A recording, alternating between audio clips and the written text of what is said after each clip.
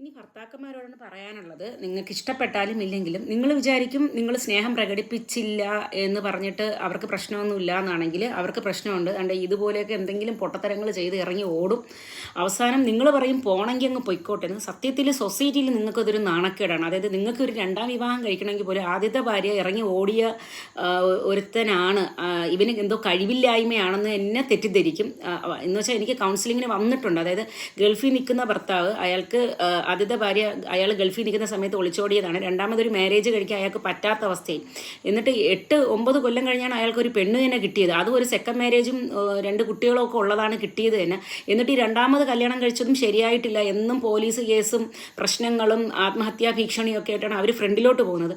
അതുകൊണ്ട് എനിക്ക് പറയാനുള്ളത്, നിങ്ങൾ എന്ത് ജീവിത പ്രശ്നങ്ങളിലൂടെ കടന്നു പോകുന്നവരാണെങ്കിലും സ്വന്തം ഭാര്യയെ കുറച്ച് നേരം ശ്രദ്ധിക്കാനും അവരോട് സ്നേഹാന്വേഷണങ്ങൾ ചെയ്യാനും എന്താണ് മെയിനായിട്ട് ഫുഡ് കഴിച്ചോന്നെങ്കിലും ചോദിക്കാനും ഉള്ള ഒരു സമയം കണ്ടെത്തിയാൽ ഒന്നുമില്ലെങ്കിൽ നിങ്ങൾക്ക് സൊസൈറ്റിയുടെ മുന്നിൽ ഒരു വാല്യൂ ഉണ്ടായിരിക്കും. നിങ്ങൾക്ക് പറയാം ഇങ്ങനെ എന്താണ് അവൾ പോകുന്നെങ്കിൽ പൊയ്ക്കോട്ടെ, എനിക്കിപ്പോൾ എന്താണ് പ്രശ്നം, അവൾ പോയിക്കിടന്ന് അനുഭവിക്കട്ടെ. ചിലപ്പോൾ അവൾ അനുഭവിക്കാതിരിക്കുക, ചിലപ്പോൾ അതോടെ അങ്ങനെ പോയി അവളങ്ങനെ നിൽക്കും.